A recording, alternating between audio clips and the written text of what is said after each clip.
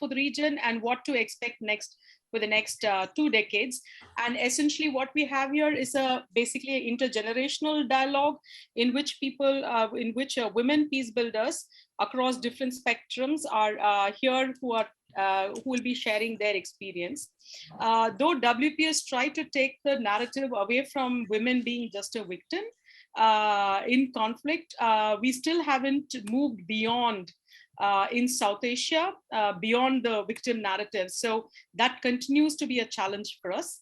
And despite South Asia also housing some of the best and strong networks of women peace builders, we still South Asia continues to lag behind in all gender targets. So how does that impact the work of women peace builders?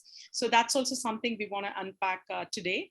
And geopolitically, we've also seen the last 20 years, a whole lot of conflict in South Asia coming to an end, which has provided the opportunity and the platform for women peace builders. But at the same time, we've also seen some big regress that's happened, particularly in Afghanistan. And so we have Salma today, who probably can also tell how it's going to impact her part of the world there with Afghanistan and Pakistan, with the Taliban regaining control there. So in this context, as we revisit the WPS agenda, how are women peace builders and activists negotiating gender agenda in their everyday lives, and what does peace and security mean for women peace builders in this context? And I would like to conclude the initial remarks by citing Cynthia Enlow. When asked about WPS, she said it's what is in reality a complex, always in motion dynamics between diverse women, the myriad understandings of peace, and always contested notions of security. When we shrink anything down to a convenient acronym, like we just did on WPS, we risk underestimating the lived realities lying beneath the short acronym. And what we like to do today is actually to unpack that and give it more full meaning, though we constantly keep referring to it as WPS, but not to kind of underestimate the lived realities and the experiences that all of you bring to the table. So to begin today's session, we have a fantastic panel from different countries, and what we have, we'll start off today with the experiences from India, and I'm going to first request Dr. Meenakshi Gopinath, who's one of the prominent women peace builders in South Asia, and her work actually started much before what we currently know as WPS and the WPS agenda. So I would like her to share her experiences on how her work has actually contributed to shaping the WPS agenda, and what her experiences were in making WPS a reality, and how does her continuing work on gender and peace building become easier after all these resolutions have passed. Basically, has all these resolutions, the framework, helped with your peace building agenda itself, peace building work?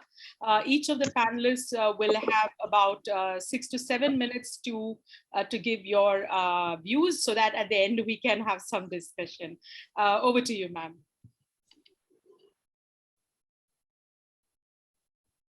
Thank you, Malika, for that very generous introduction. I don't know how much of that is true of me, but it's great to be in the company of really amazing women on this panel, many of whom I have known personally and have admired their work from where I sit in India, New Delhi, India.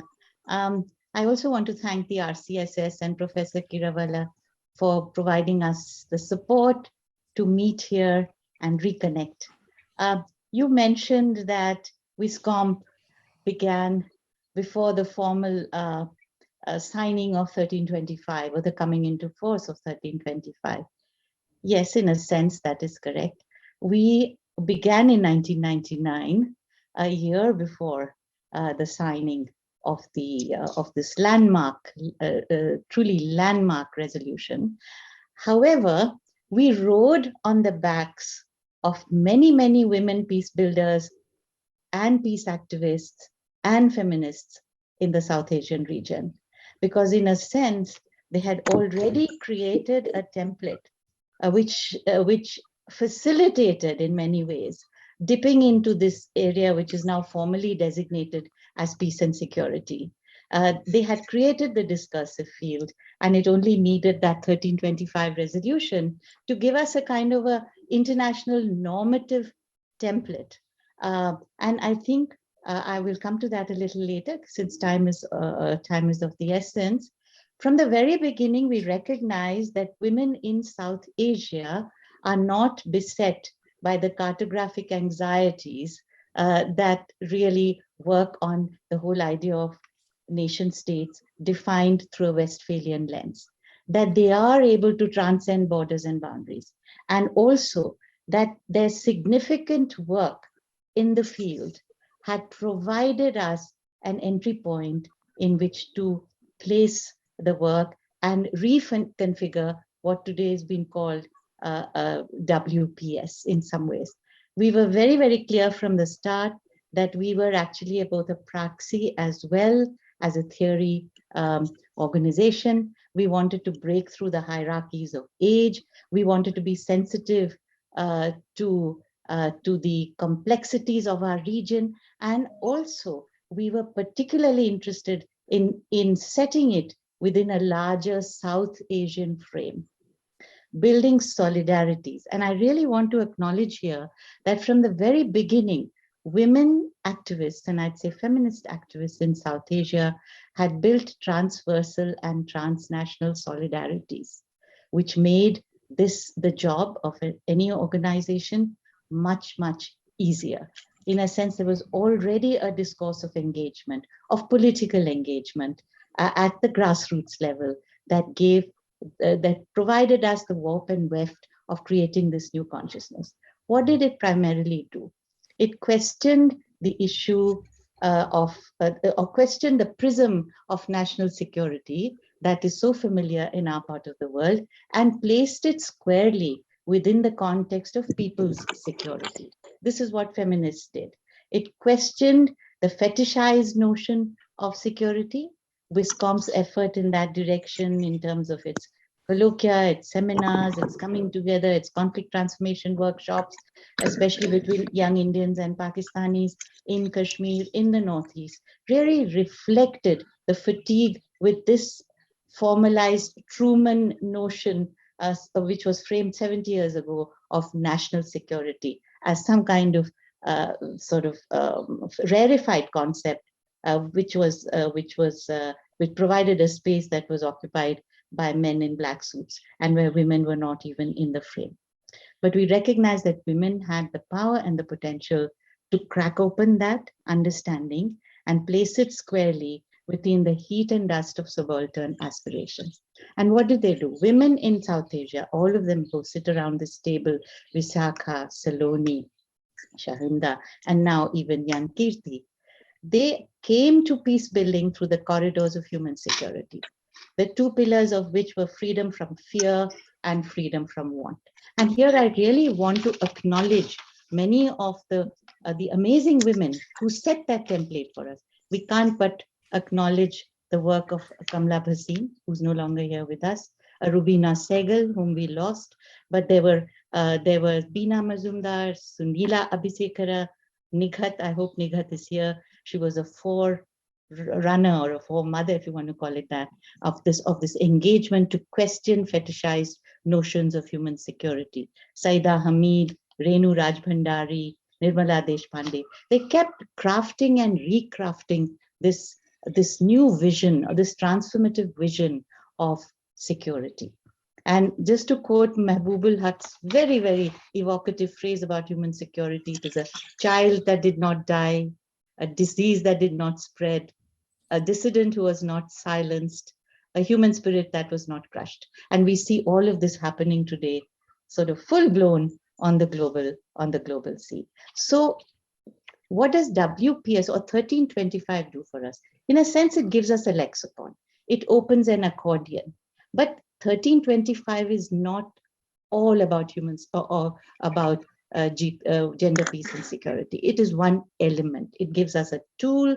It gives us a certain kind of language which can be shared universally. But for South Asian women, we need to expand that. We need to open that accordion.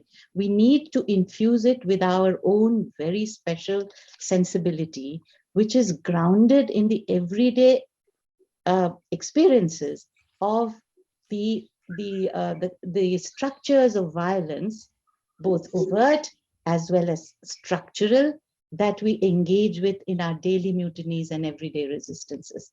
And these structures are the patriarchies of family, community, and the state that are arraigned against us in multiple ways. And also, we have to be sensitive to intersectionality. 1325 was not always sensitive to these many layers of experience that South Asian peace activists brought to the table. The other thing that women peace activists did in our region was to foreground the cultures of militarism that exist. Today, we see them writ large through populist governments, through fundamentalisms of all kinds, and the quashing of dissent and the shrinking of democratic space. This is something that women in South Asia have consistently battled with, be it in the anti-colonial struggle, be it in their struggles in the 60s against their own governments, and also be it at the level of the international engagements at the various conventions from Mexico to Rio, and also, of course, the Beijing platform. The Beijing platform had anticipated this notion of locating the concerns of women in situations of conflict. In South Asia, we know that women's experiences of conflict are very different from those of men. Women and children face different kinds of violence, and therefore their experience of conflict needs to be nuanced, and a more, shall I say, a more layered, a more nuanced understanding of that is necessary. Saloni, for example, will tell you, and she's been engaged both with the women's movements in Nepal as well as in the process of crafting the NAP, how at every stage of moving forward there was also a pushback, simultaneous pushback from structural patriarchy, and how the women deftly used the NAP to open up issues that were not strictly within the pale of 1325. And when you visited Nepal, you knew that something had transformed the confidence level of women amazingly in Nepal. Similarly, I would say that is, of course, true of Sri Lanka, but Sri Lanka presents a paradox. With 4.9 representation of women in the parliament, they were in some senses the trendsetters. They were in some senses the trendsetters for framing this discourse. So there are a few things I want to highlight. I'm out of time. We have to contest epistemic injustice. We have to contest it. We also have to foreground, as young Kirti is doing, that today the ethics of care needs to be brought squarely within the template of women, peace, and security. We need to recognize that the new manifesto for feminist sustainable development is integral to peace. And I don't limit it to the SDGs. And we need to find a different voice in which we bring the South Asian experience as a whole, as a region, which our countries independently cannot do, to frame this new discourse, this transformative discourse, which looks at how women are treated during the pandemic, to what happens because of climate change, what happens because of the structures of power, what happens globally, what happens because of our global architecture on security being actually between two orders, but the old order hasn't quite died and the new order hasn't taken over, and the old social contract is dissembled. So we are providing the lexicon for a new social contract that is against ethnocentrism, anthropocentrism, and androcentrism, and where the ethics of care is placed squarely to counter this neoliberal agenda. I'll stop here, and I'll thank you for your time. I have a lot more to share, but I think people around the table have lots more to share. Thank you, Malika. Thank you. Thank you, ma'am, and thank you for setting the stage for the discussions that follow.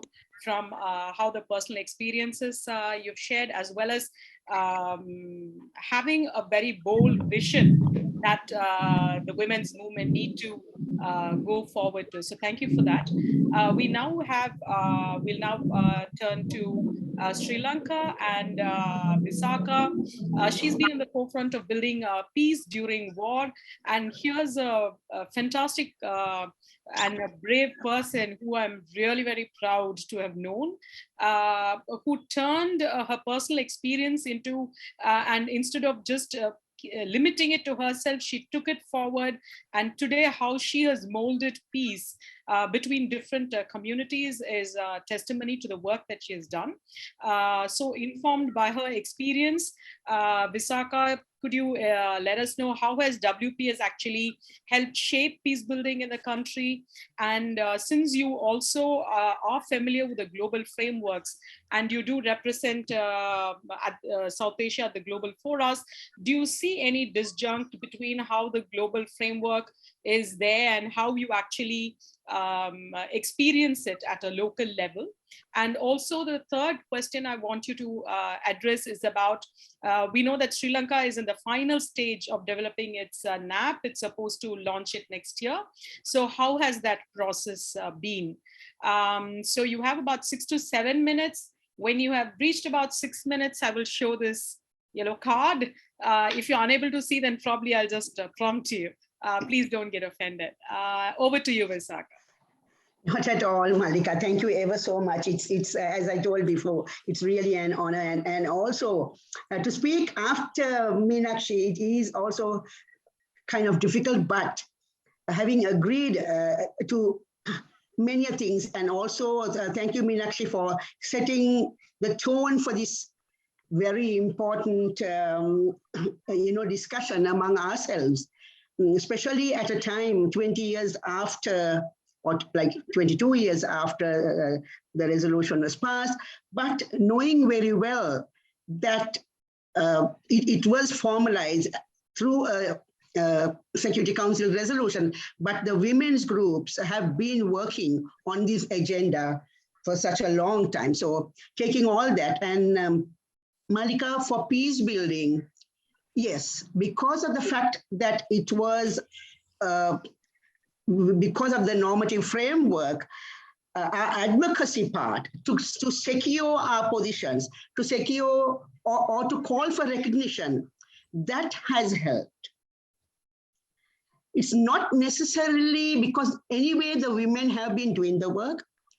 So the resolution doesn't help significantly to the women who are at the grassroots level who are doing the work, but it gives a space to call for recognition, which we are still doing, to recognize women's peace builders. I mean, that recognition we have not got, though there is a resolution for the protection of women human rights workers, for the protection of women peace builders, still we don't have even a resolution, at least at even the General Assembly level.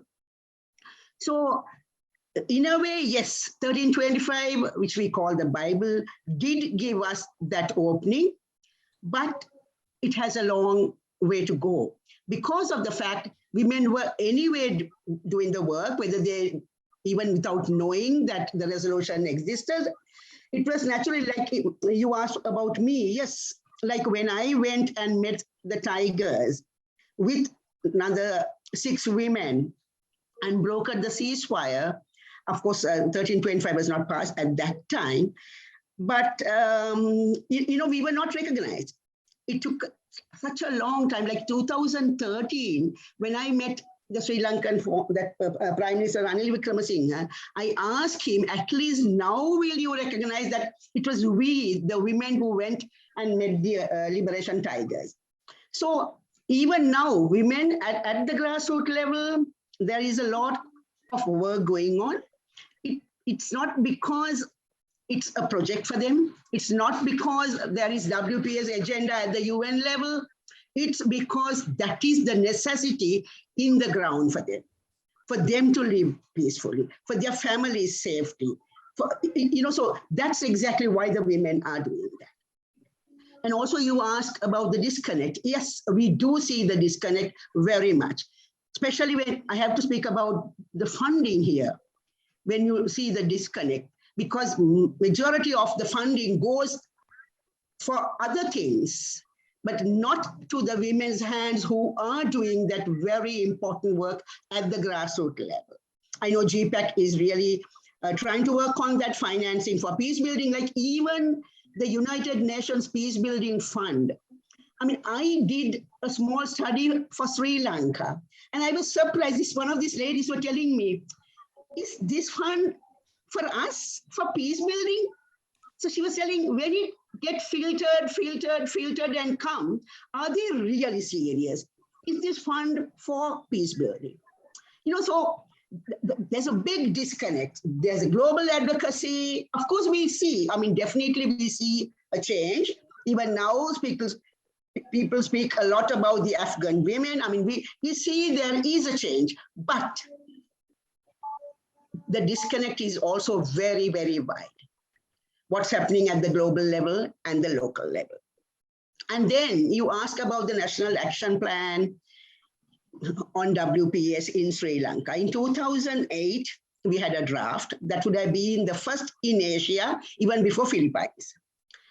The ministry, the secretary to the minister told me even to change our name, because he said, like, why are you calling war affected? Like, because it was a humanitarian operation, according to their language. And then 2015, as soon as the new government came in, we went to the minister and we said, okay, now let's have this, because it also helps to get the money from the government. And also it also helps for the women who's doing the work, because there will be the recognition. The UN women sign an agreement with the Ministry of Women's Affairs. So until 2019, we didn't see even the draft. And now, because Japanese government has given, and if you really look, they send us a draft. In fact, I ask whether that's a national action plan on peace building, because the amount of weight given for peace building is very minimum. It speaks about livelihood, it speaks about military women and all that. But where the peace building component is very weak, we have given our, in fact, we also made our suggestions and have sent to them, and really hopefully that they will incorporate those things. So that's the stage. As you know, as Meenakshi also told, the governments that we live in, day by day, it's very difficult. We are trying in a very small way to get Sri Lanka to push it towards reconciliation. We see very small shifts, but then again, you get, you walk 2 steps forward, you get 1 step back.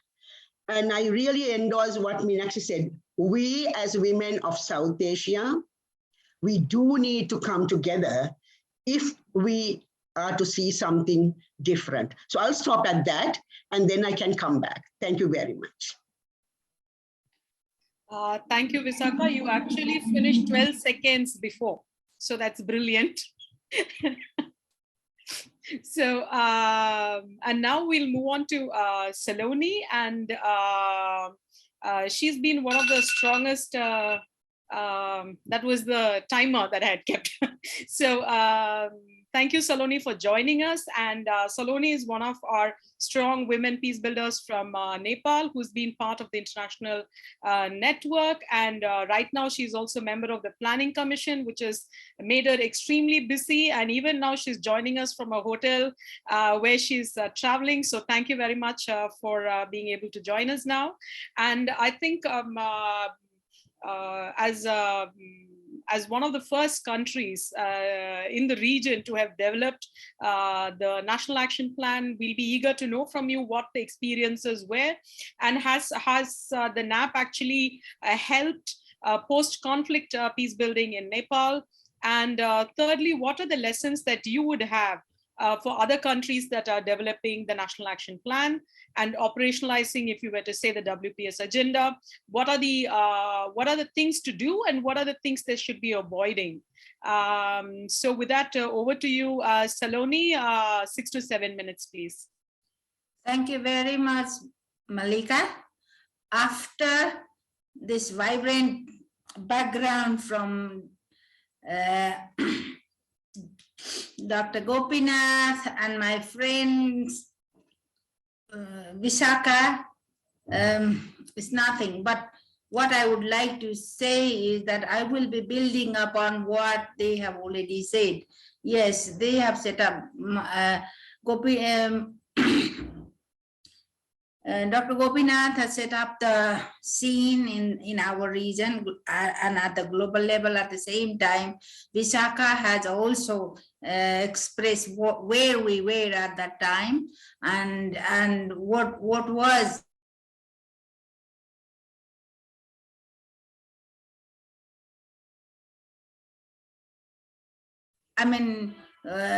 before us to have NAP launched. But she has already explained what happened to them in Sri Lanka. However, we should say that we are relatively lucky in this process. Nepal had lots of lessons already learned from the region and had already have so many networks as very good friends to support us. Like WISCOMP was always there to support us, to bring us together whenever we were in a difficult situation. Meenakshi and team were also with us, and we were also very much together in Nepal. It was, I still remember the time when we were at the end, very close to the comprehensive peace agreement. The conflict was very high up, picked up, and then there were women, wives of army, wives of military of both sides, and women leaders, families of victims. We were all together with white flowers to tell them that stop it, it is enough. Now we need peace, and we want everyone to put down their egos, their weapons, whatever that is bringing it too much. So that was the end. Then after the CPR, the Comprehensive Peace Agreement, CPA, after the agreement, then women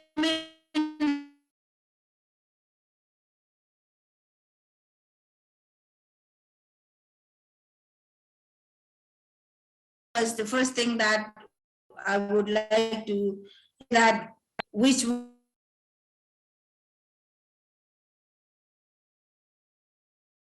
we were able to have this ministry called Ministry of Peace and Reconstruction. Along with Ministry of Peace and Reconstruction, we went through with our vision to develop National Action Plan as part of our transitional justice and peace building process in the country.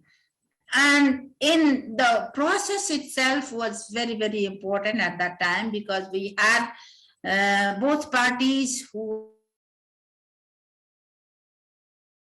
were on board. We were being able to form a high-level committee inclusive of government, civil societies, movement leaders, as a peace building team to take on the NAP exercise. And luckily at that time, our deputy minister, who was the chair of the high-level committee, was a woman. So there were so many things which was very, very positive to support us in this process. And then we took 1325, Resolution 1325 as tool, as the main instrument to take on.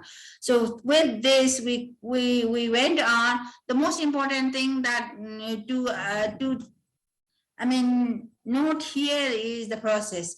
We had all the stakeholders on board. We had hundreds and thousands of consultations that we went through at all levels, inclusive, intergeneration, intersectional, and all, which was very, very important. And then through this process, government, civil society, advocates, and also conflict affected families and victims, we were all together to develop this, and through that we could come up to the end. And the main emphasis here was not only the protection, prevention, and whatever are all the jargons. We said that reparations would be very important, very comprehensive, very realistic, and the other thing is continued monitoring and backstopping by the whole team at all levels. The third thing was ensuring the resources. The budget should be ensured wherever or whatever resources is should go there to implement NAP. We need to have enough budget.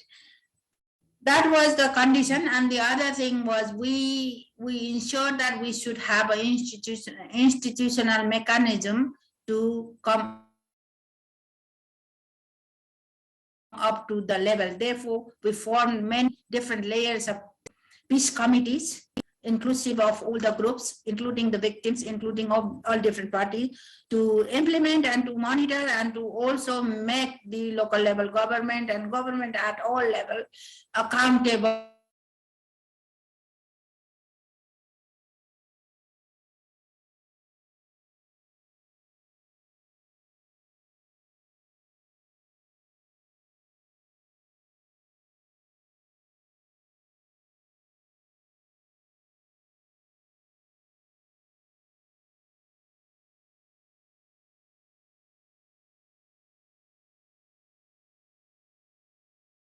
I think Saloni is having technical difficulties and she's been signed out. Yeah, you're muted.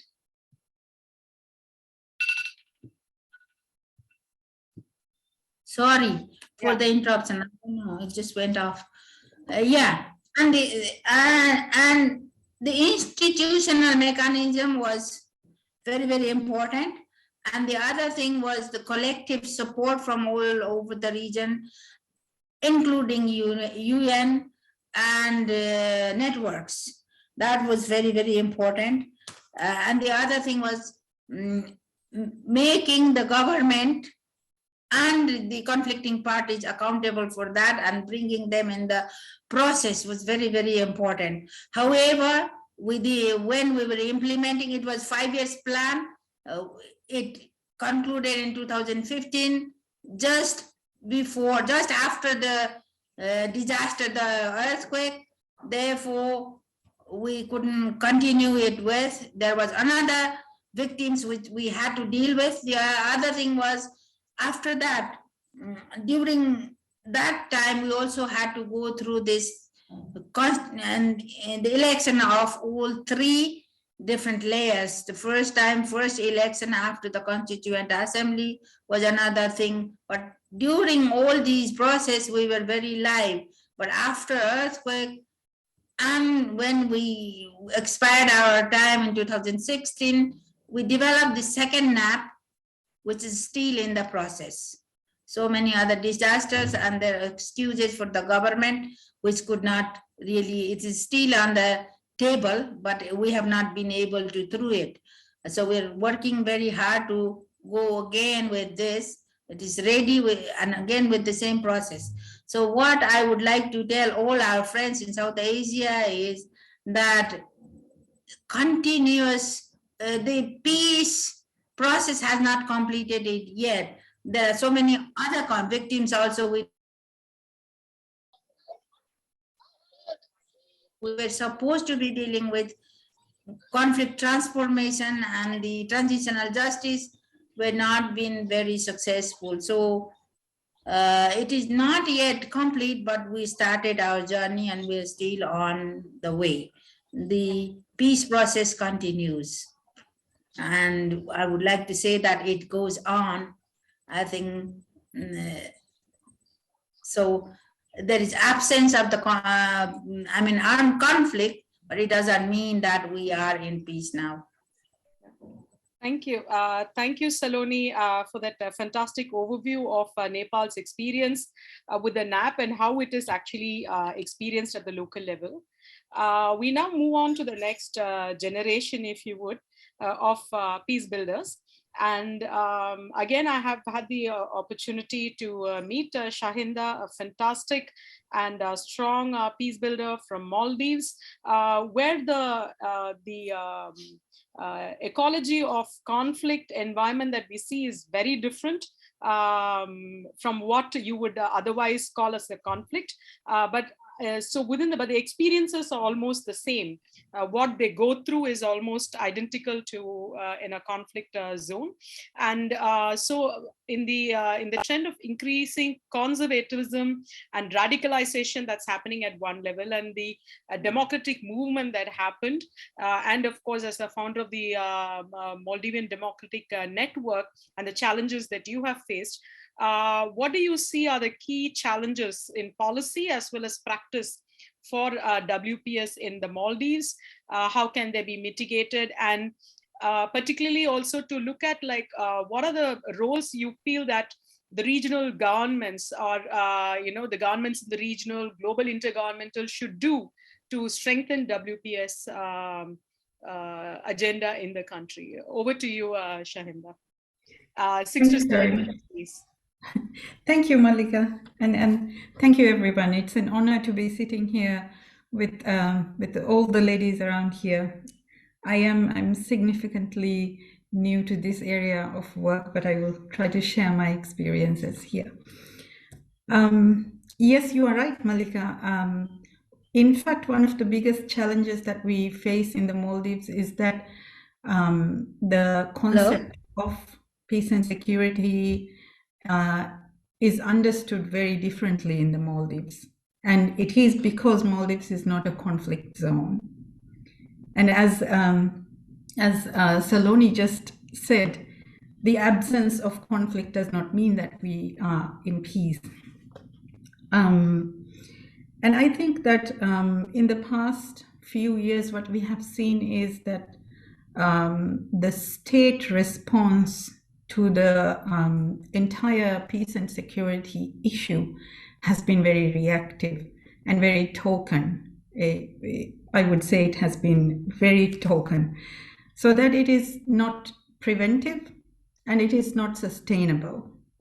For example, right now we see some progress in the Maldives in the sense that we do the Women, Peace and Security, and the Resolution 1325 is actually mentioned in the National Action Plan, but it does not prioritize women. The work does not prioritize women, and it does not involve women in a constructive manner.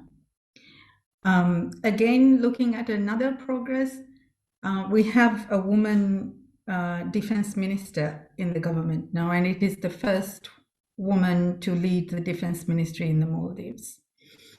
And I understand that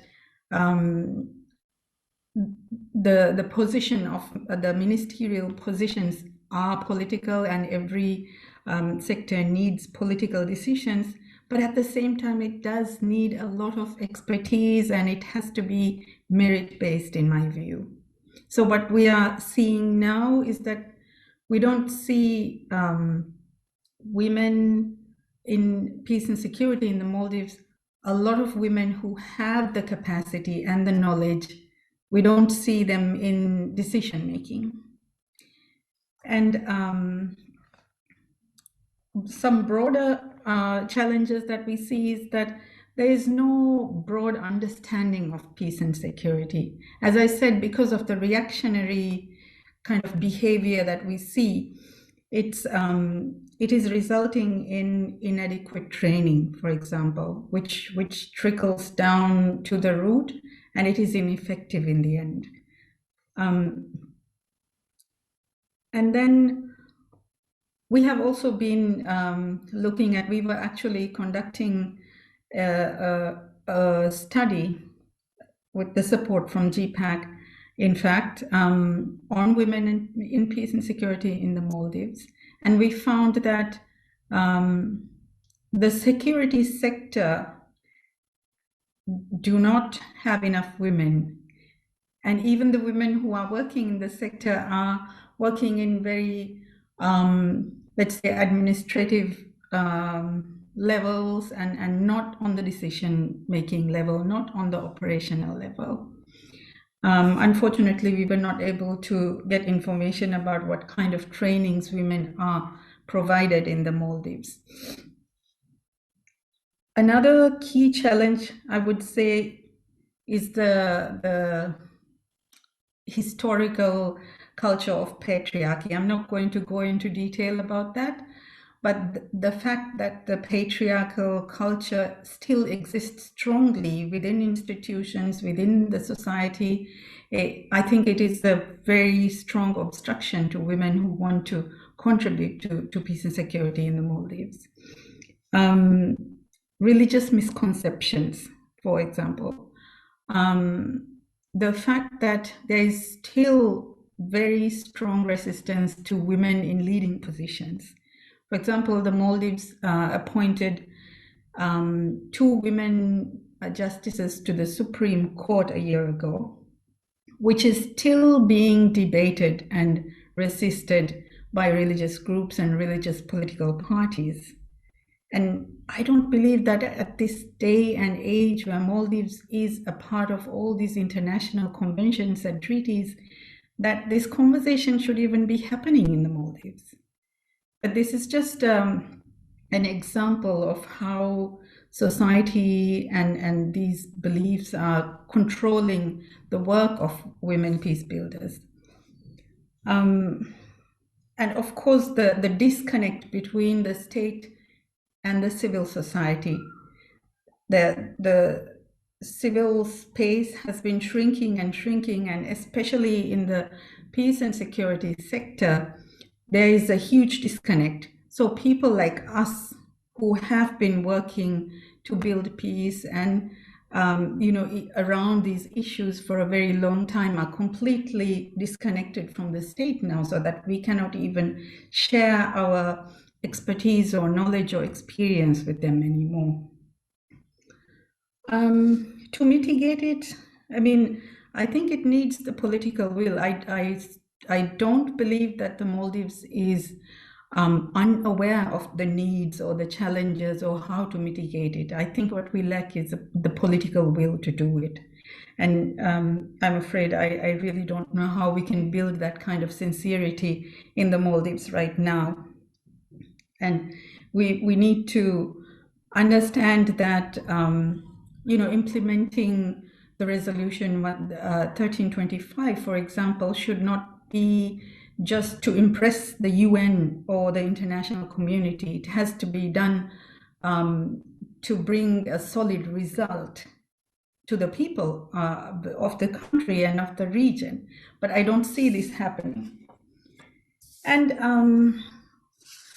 what other groups can do? I think a lot of many governments and international organizations are actually providing support to the Maldives right now in building peace and managing conflicts. But I think what these organizations and governments need to do is that they insist on women's participation in whatever trainings or programs, and insist that the trained women be included in decision-making and operational work. And I think that, lastly, I would just say that maybe activities that help to reconnect the civil society and individual peace builders with the state would also be very helpful. I will stop now. Thank you. Thank you. Thank you, Shahinda, for that. I think it brings to the forefront again the thing about despite not having an open conflict, how experiences of the struggles of women peace builders is still very real, or if not more contested. And also the issue of local ownership of the WPS agenda, how that has kind of disconnected the state and the civil society. I think there'll be more points to discuss further on that. We now move to Pakistan, where I have my good friend Salma, whom I've known for more than 25 years now. She's an academic who has worked academically and also within the civil society on all issues relating to WPS. And so I kindly invite her to share her views and experiences, Pakistan experiences with WPS, and how again do we bridge the gap between WPS as a framework and how it is implemented at the local level. And also, if time permits, for you to share with us how the geopolitical developments in Afghanistan is going to impact Pakistan's performance on gender, and would there be a rippling effect? Would what's happening in Afghanistan have an impact in Pakistan? And also, what, since Pakistan has a strong influence with Afghans, the society, then what happens in Pakistan? What impact will it have for Afghan women and women peace builders as well? I know it's a tall ask, but I'm going to put you on the spot and ask you to kind of like share with us your experiences. And 6 to 7 minutes again, please, Sama. Thank you so much, Malika. It's so good to see everyone and our mentor, Dr. Meenakshi Gopinath. So thank you so much, ma'am, for joining us and gracing this occasion for us. We have learned, in fact, I would say I have learned everything about gender, peace, security from you. I really didn't have a lens. So thank you for helping me develop that lens, and it's still developing. Malika, you have done me a great favor by giving me 3 questions, because I can totally fudge up the details, confuse everyone, and get away with that. So just to start with, when we look at Pakistan's experience with WPS, unfortunately, where we are a signatory to it, we don't have a national action plan.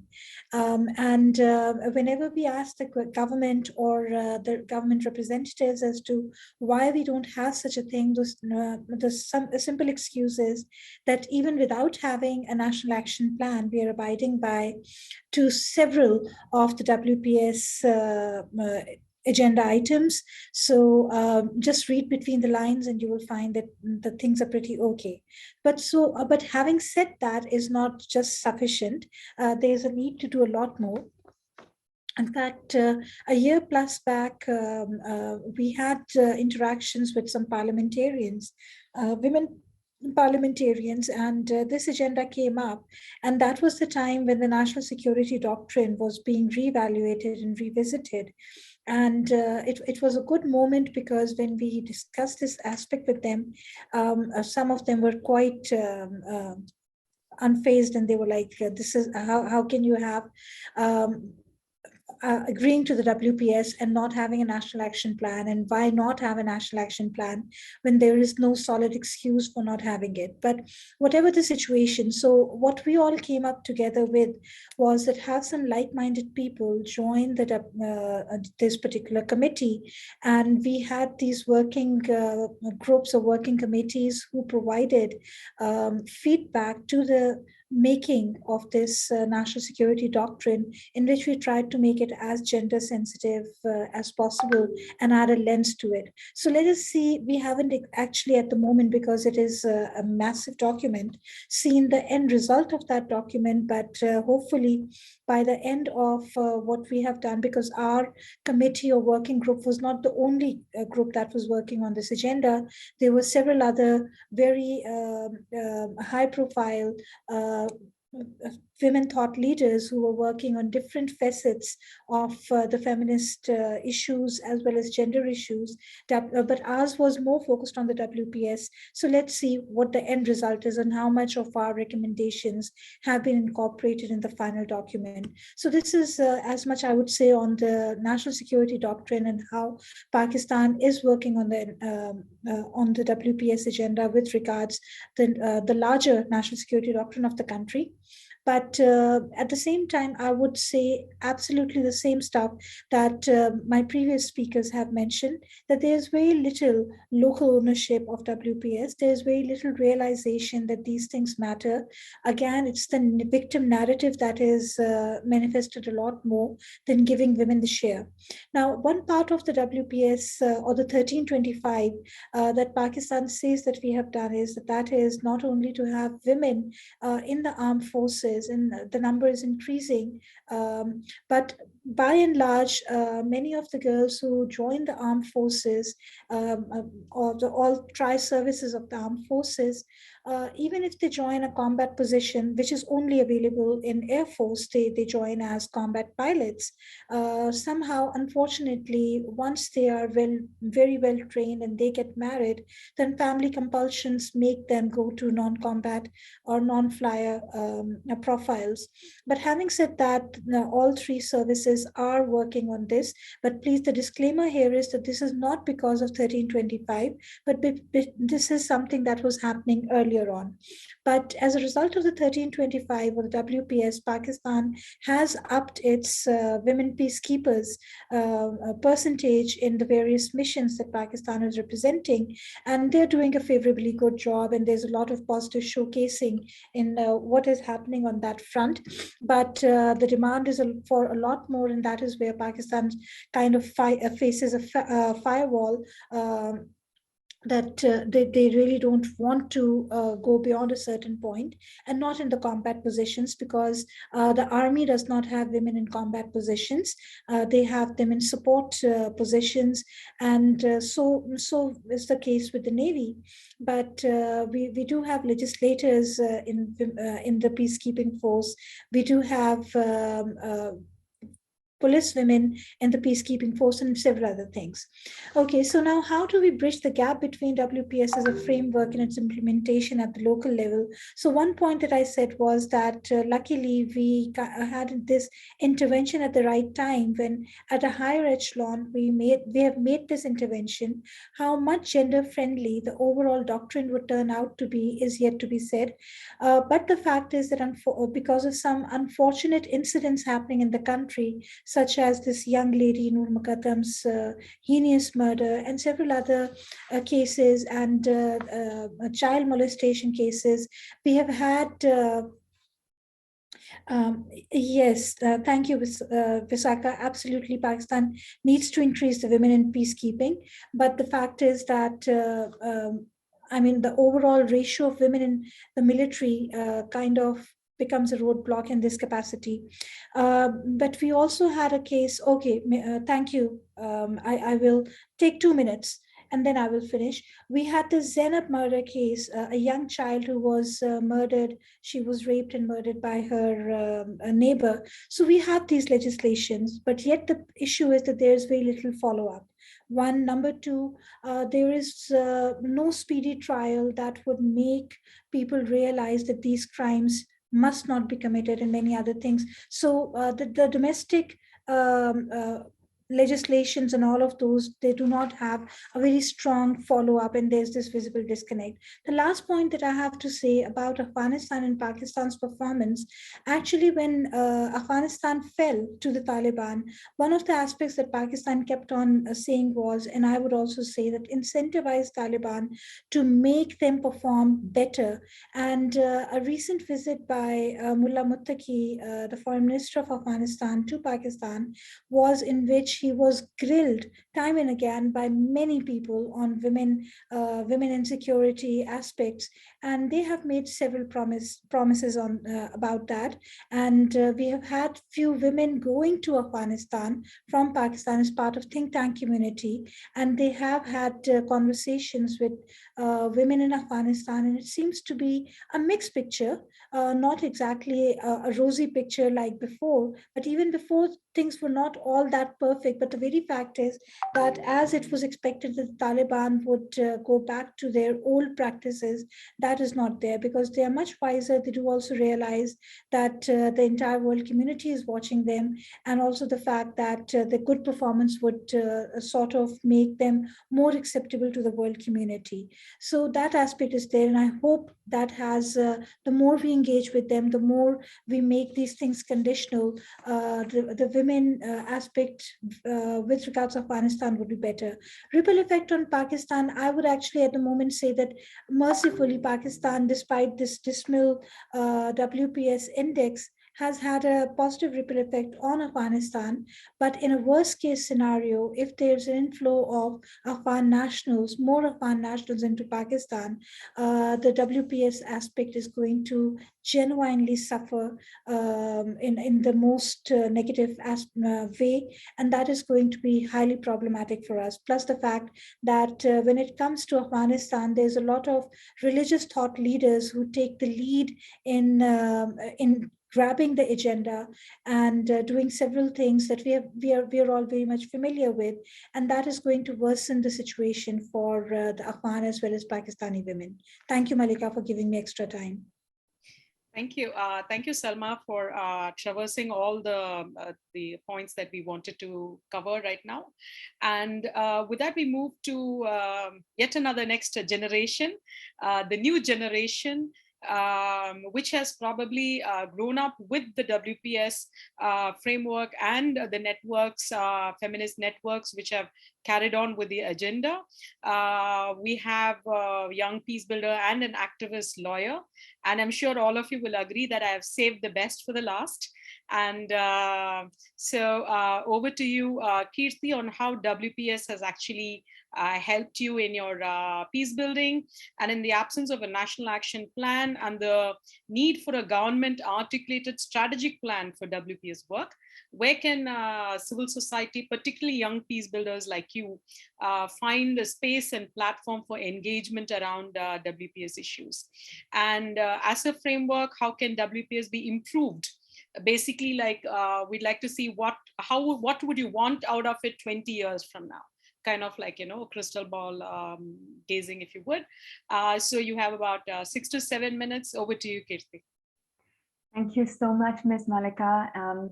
Dr. Meenakshi, Ms. Vishaka, I have grown up in this field learning from your work, and to be able to share this space and speak alongside you is an unparalleled joy. I will do my best to do justice to this opportunity. So the year is 2018. The world has just begun to spin off its axis, and climate change has already begun to make its presence felt. Hate seems the norm, a common agent staring us squarely in the eye, and violence follows soon after. Gender equality is a lost relic. I walk into my class of 6th graders armed with a story to tell them on caste violence. This is the 4th in a whole semester's worth of lessons in peace education. I never go in with a rigid curriculum. I go in with a story, one activity, and a very open mind.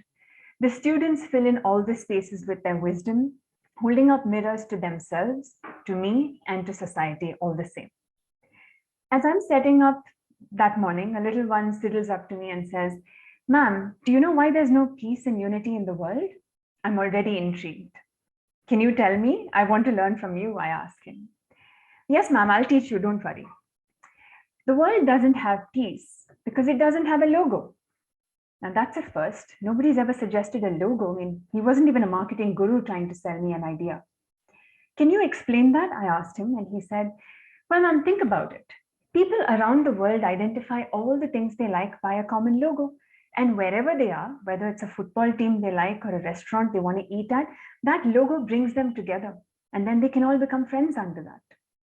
To me, this little one's words around the logo is really what encapsulates what the WPS agenda is.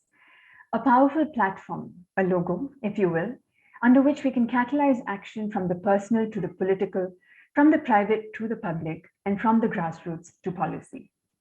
Well, the general trend, at least in the academic circles I was part of when I got into this space to start with, is to assume that the WPS agenda is typically for women in conflict zones and to address their concerns and their inclusion in peace processes. This assumption limits what the WPS agenda can be, for example, in a classroom. Peace is definitely not just the absence of outright war.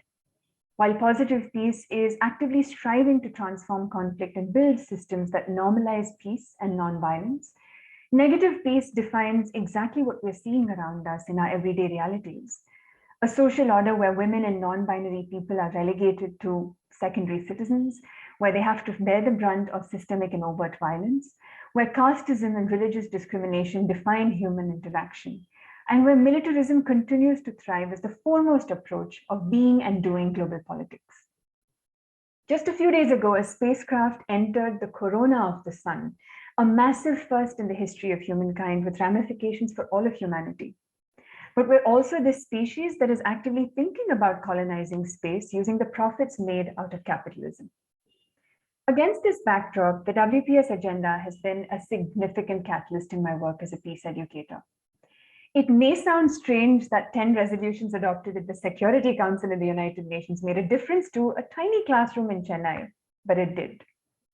The agenda helped my students understand that a society that prioritizes militarism and the representation of women and non-binary persons within military systems isn't progressing towards peace as much as it's normalizing war. It has opened up avenues for my students to look for women and non-binary people between the lines in their history, social studies, and humanities textbooks, and recast typical understandings of histories through gently researched truths in the form of her stories. It has normalized a powerful understanding that for peace to build and to be sustained, we must make our tables longer rather than make our fences taller. And it has given them the groundswell of a law to demand that as a matter of a right. It has made leaders like Vishaka Dharmadasa, Saloni Singh, Meenakshi Gopinath, Salma Malik, Shahinda Ismail, role models in my classrooms. This morning, when I sent in a text to some of them are still on Instagram with me, and I told them I'm going to meet Dr. Meenakshi Gopinath and Ms. Vishaka on a call today. They all said hello to you, as if they knew you on first term basis, but they wanted me to convey this to you, and be that as it may, some of them also said they wanted to draw pictures for the both of you. I hope that comes in soon enough and you get to see the impact you've made. The WPS agenda gives my students, and so many more, the language to question the trifecta of patriarchy, whether that's the state, the community, or the families in their everyday lives. In my classroom, the WPS agenda has given them license and reason to see that security has a human face, a gendered voice, and an intersectional identity. In the absence of national action plans, it has turned Betty Reardon's call for citizen action plans into reality in the small but able hands of children. Following our lessons together, one student had a powerful conversation at home around ending caste discrimination inside her house with her family. A second student stood up to an extended family member when they forced his older cousin to choose marriage over her education. I believe he stood up to his aunt, looked her squarely in the eye and said, "This is a social conflict, auntie. You are threatening her human security." A third one encouraged her mother to pursue her master's degree in political science a good 2 decades after her studies were cut short, abruptly because she was married away. Today, that mother works as a teacher with a grassroots organization that grooms young women into political leadership. These changes may have happened one way or another, at some point or the other in their lives. But for that equation to have made it happen sooner, the WPS agenda was a powerful catalyst. This is not to gloss over several of the flaws in the agenda as it exists, whether that's in the heteronormative definitions of women, or in the limited framings of conflict, or the tendency to relegate violence across the peacetime-wartime continuum as secondary to violence and armed conflict, and even its propensity to just add women and stir. This is not to assume that all 10 resolutions are perfect, but it is to also continue to work hard to make those narratives part of an intersectional context in our everyday lives. It is to make the understanding that security is a gendered reality if we want to build peace from the get-go in the minds of young children who will go forth to demand peace as a matter of their right. Even as a lot is left to be desired, we can't forget the dents we've made in the universe. I'll stop with that. Before we open up for a general Q&A and comments, I wanted to invite specifically 2-3 people who are here amongst us. First, I want to ask Ashish Banik from Bangladesh, because Bangladesh was one of the cheerleaders, or one of the countries which spearheaded the WPS agenda in the region and also in the UN. So, over to you, Ashish, for some initial remarks on how that process was in about 3 to 4 minutes, please. Yeah, I think, thank you very much. I would like to thank you, WISCOMP and RCSS for inviting me today. just to make few remarks. Let me just thank you once again, because I am the only male member here, and I am hearing all of these things from all of you, and this is very much enlightening for me, because I am not a expert particularly on this subject. But today I requested Mallika for 3 reasons why I want to make this short intervention. Number one is that you see, when I saw this flyer, and I know the history of the Bangladesh diplomacy. So Bangladesh actually played a very important role when this resolution actually adopted by the UN Security Council in 2000. So I will just highlight few issues on this point. Another thing is that you see, Bangladesh recently adopted a National Action Plan in the month of December 2019. And fortunately, I was also in this meeting, though my specialization is just to look at the role of women, particularly in the violent extremist groups in Bangladesh. But just out of my curiosity, I was also in the table in foreign ministry, and I heard the actually lecture that time given by one of our specialists. Her name is Professor Dr. Meghna Guha Thakurata. She is one of the gender expert in our country, and she actually prepared that document and shared these things in the foreign ministry.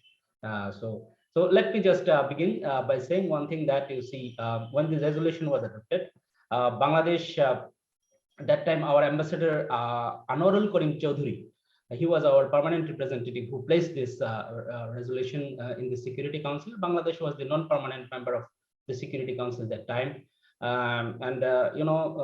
This time Bangladesh proposed 3 proposals, and one of the proposals was on this issue. And later on, when Bangladesh in 2019, when the National Action Plan was adopted in our country, so I can just share a few issues from this National Action Plan, how this has been developed. So Bangladesh has taken the initiative in 2017. And after extensive consultations with the civil society, media, with government, other government institutions, Bangladesh actually prepared this document, and there are 4 issues actually highlighted in this. Let me just highlight a few issues. Number one is that you see the entire National Action Plan on Women, Peace and Security in Bangladesh was focused on 4, I think, issues. Number one is that you see and by the way, this is a very comprehensive document. It's a very shorter version, but this is a very comprehensive one. And here, this particular document is focusing on participation of women, particularly participation in the in all layers in decision making. And at the same time, another issue is that let me just check. That come out in a big way. That is prevention of violence against women and children, and that is the another goal of this National Action Plan. Another thing is that protection of women and girls, particularly in the conflict zone and in the violent prone area, and at the same time protection in the humanitarian I think crisis. Why? Because why is that that has been included? And the final one is that relief and recovery. And these 4 issues actually have been highlighted in this National Action Plan. The fact is that you see Bangladesh is facing a huge crisis in the southeastern border, particularly due to the influx of Rohingya refugees. And this is a very unfortunate part. But out of this 1.3 million Rohingya refugees, I think 52% are women and children. And this is a huge challenge for us. Though international community is helping now at the moment, but Bangladesh government is now is in real crisis, particularly dealing in this type of situation. So I'm just sharing this experience. And in terms of the participation of the civil society, all of them are participating now at the moment. But fact is that though it has been adopted in 2019 due to the COVID-19 and pandemic, I think the implementation process is a bit slow. But despite saying these things, okay, I'll take only 1 minute. Our civil society is doing very well under the leadership of Ministry of Foreign Affairs, because this is the implementing body in our country, which is coordinating with all the organizations. But however, government document in government arena, the participation of civil society needs to be increased, which is a bit limited at the moment. So this is striking. And the final thing is that even women is supporting in a big way to Bangladesh to implement this National Action Plan. Here, some of our local organizations like BNPS, Bangladesh Nari Pragati Sangha, Nari Pokho, BRAC, the largest NGO in our country, and other women-led organizations at the local level, they are working in a very extensive way, particularly at the grassroots level. I also attended a few of the sessions. So this is going very well, but let's see. Actually, we have set up few goals, milestone indicators for coming 4 years. But I don't know how far these things will be achieved, because due to pandemic, these things are not going very well. So thank you very much. Thank you for inviting me, and thank you, WISCOMP, RCSS, especially Mollika, to you, to give me the floor to share my experiences from Bangladesh. Thank you very much. Thank you, everyone. Thank you, Ashish, because the moment he saw the flyer, he said Bangladesh viewpoint is missing, and I would like to contribute. So that was a great spirit, and thank you very much, Ashish, for that. And next, I would like to invite Aisa, who's there with us. She's from the Philippines, and one of the prominent peace builder from Southeast Asia, who has been in the forefronts of negotiation and mediation in conflicts directly, and way ahead of how ASEAN has also owned the WPS process itself. So over to Aisa for some experiences from Southeast Asia, about 3 to 4 minutes, please. You're muted. Thank you very much, Malika. And my apologies to all the women who are contributing to this journal. I just couldn't make it, with my time. But then I'm really compelled to share with you what is happening in ASEAN, given that I do represent, although I'm Filipino, I do represent Malaysia at the ASEAN Women Peace Registry. So the ASEAN Women Peace Registry has been created and been launched in December 2018. So it's been 3 years now. And this registry is supposed to be the main pool of women expertise who will be shepherding a lot of things, for ASEAN women, including WPS agenda. And quickly, before COVID, there has already been a study that was conducted and sponsored by USID.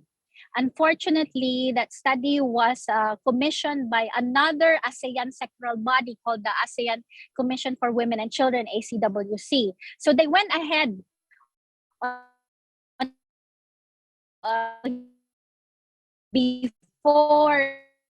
even before a Women Peace Registry, was established.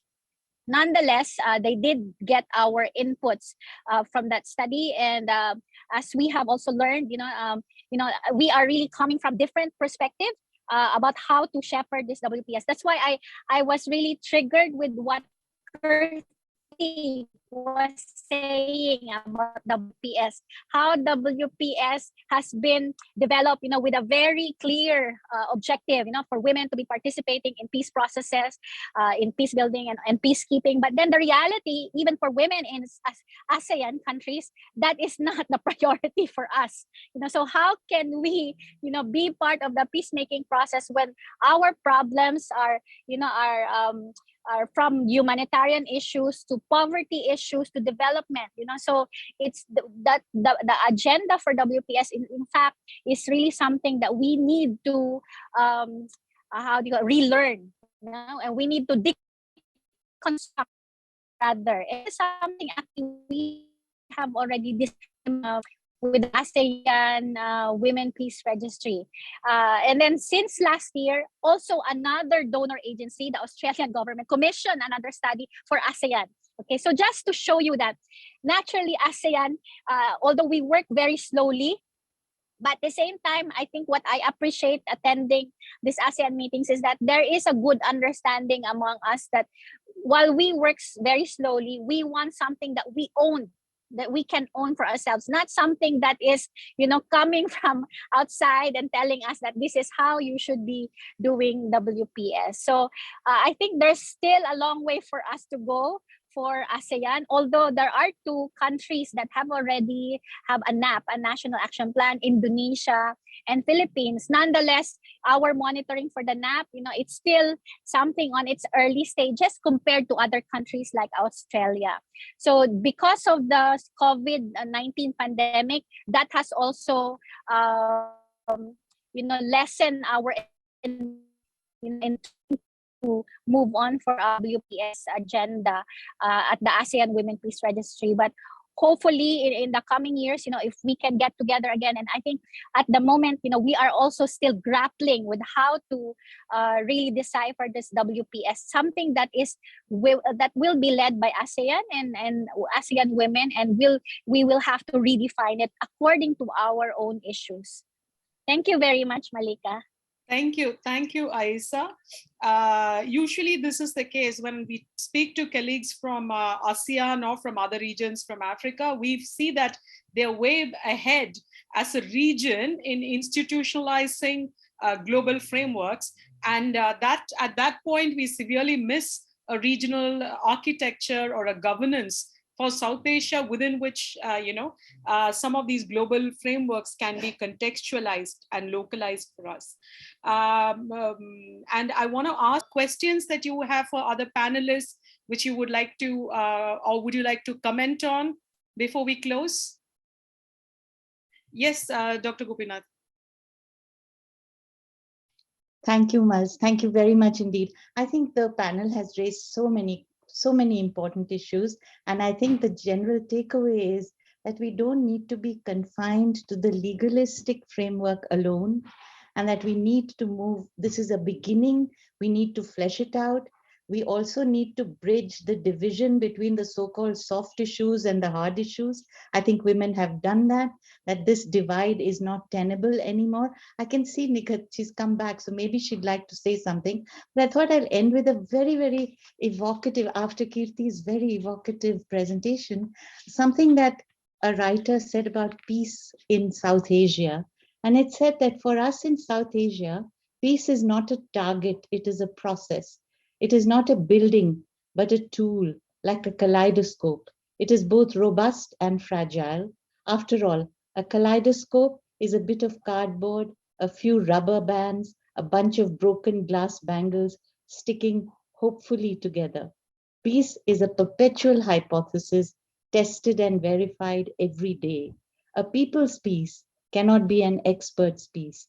It is an invitation to civil society to invent and reinvent the song of democracy.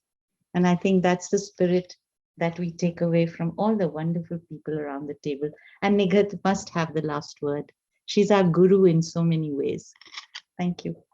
You're muted, Nighat, if you could unmute yourself.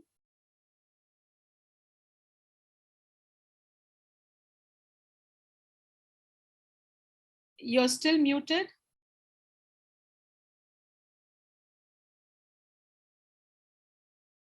Can you hear me now? Yes, we can. Okay. Thank you so much, Malika, and for this opportunity for a couple of minutes on this. And of course, to the panelists, it's been a very, very interesting session. And I'm so glad that WISCOMP and GPPAC took this initiative. I'd like to point out something which I think we should be cautious about, is not to see security only in terms of how we think of national security, normally in terms of the military, etc. I think that what we're losing out is the essence of why we were actually active in this field and why even the resolution came about. Because there was a realization that literally from the beginning to the end, from the time that somebody is killed or maimed, etc., to the time of them looking for the disappeared or actually mourning or in grief for their deaths. I think that we need to sort of move away because our states are very preoccupied with national security in terms of, in fact, they justify all their restrictions, their censorship, etc., and their control because they say this is a question of the nation, question of the state, question of specific country in terms of the future. Why India and Pakistan actually, why we were very active at a time when it was 25, 20 years of it, but it seems that it's off the agenda, even in terms of the NGOs and the women's movement. However, the conflicts not only remain, but they intensify because we're talking about, for instance, in Pakistan, the Taliban who are very active in this, fighting a war with Pakistan, from literally how they treat women, how the women are perceived, etc., is extremely important. We don't have an instance of military actually, except one or two, military actually creating a situation in which they the military itself is responsible. So I'd like to get away, and I think we shouldn't look at it in an instrumentalist way of how many women at the peace table, or how many women in the military, or how many women, whatever, are involved. What we're talking about is peace. Are they involved in peace negotiation? Now, literally, the last months, we've had 2 settlements with extreme right-wing fundamentalist groups by the government of Pakistan. Now that, given that their position, the Taliban's position, or in our case, Labak's position on women, this seems really to be a contradiction in itself. So I just have 2 takeaways from this. One, that we really need to look at the whole process of South Asia, which Malika pointed out, and Meenakshi pointed out, that actually a lot of the initiative, even for the passing of the resolution, was done in South Asia, with some groups, particularly Sri Lanka and Pakistan, involved in this process.